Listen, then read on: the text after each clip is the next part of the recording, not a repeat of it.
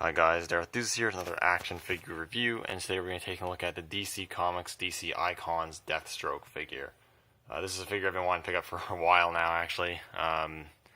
It's pretty much the first DC Icons I wanted to pick up, pretty much the only one I want to pick up. I picked up a couple more that I did reviews on a while ago now.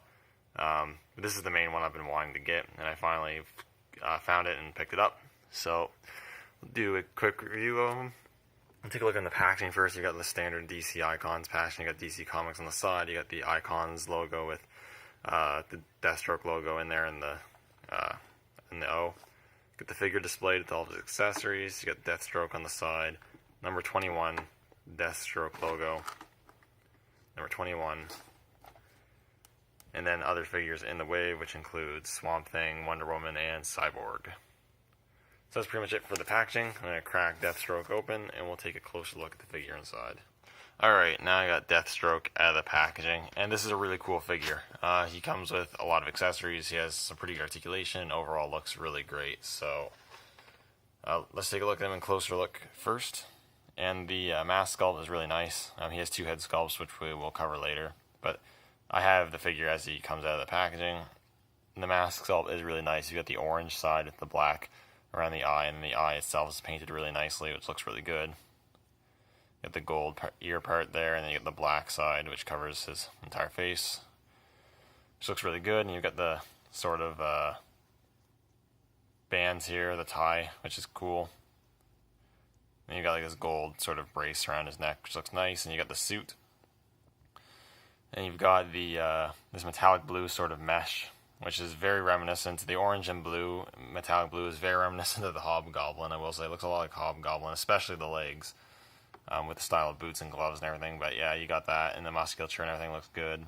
You got the gloves here, with the big sort of wrist parts. He comes packed with his bald fist hands.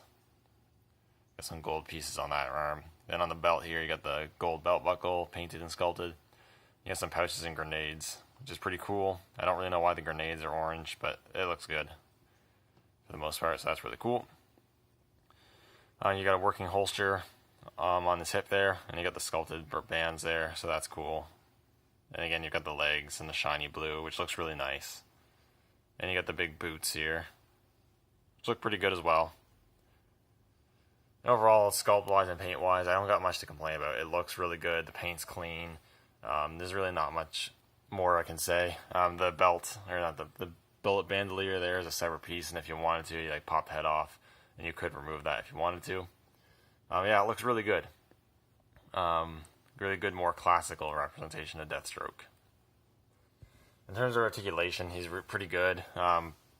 He has a ball joint, so I guess technically two ball joints in the neck, though granted, it doesn't actually have a lot of articulation. He can't look down a whole lot, can't look up a whole lot, but he can pivot a little and rotate.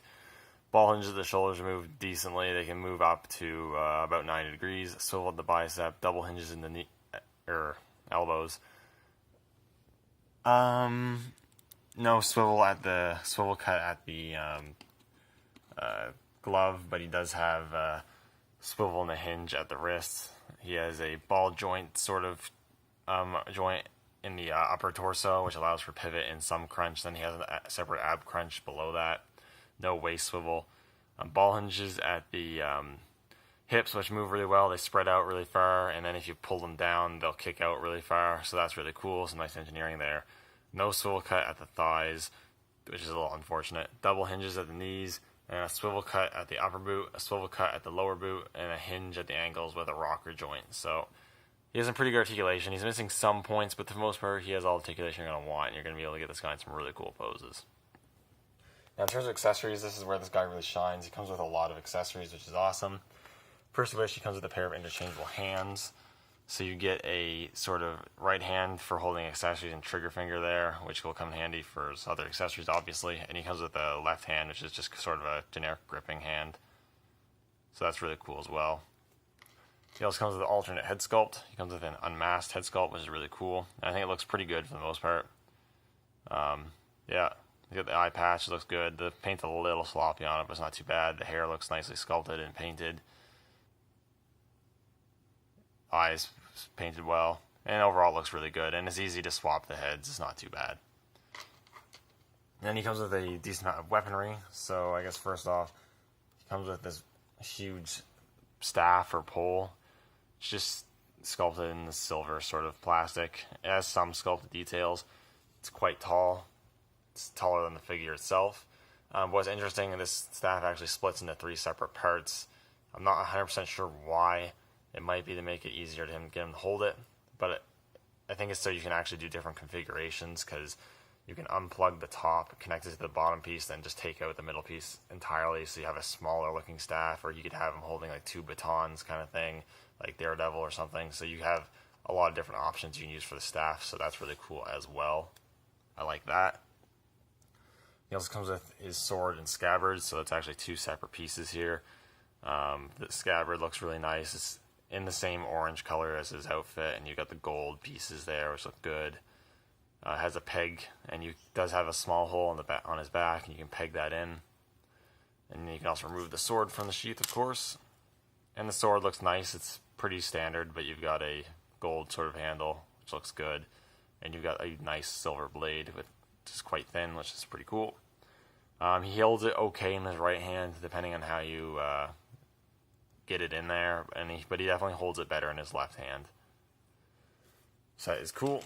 He comes with those, and then he also comes with 2 guns, so you get a sort of machine gun or submachine gun or something like that, which looks interesting. It's probably not an actual real gun, I would say. It looks a bit too goofy for that, but it still looks good.